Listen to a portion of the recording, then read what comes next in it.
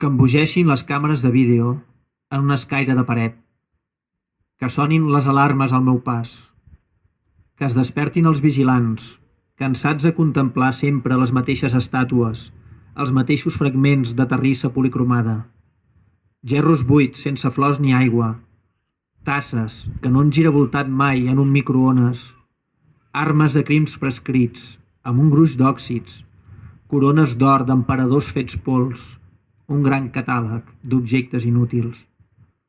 Corro pels passadissos del museu, amunt i avall, d'un pis a l'altre, insensible als encants de les vitrines. T'hi busco en els reflexos, i no hi ets.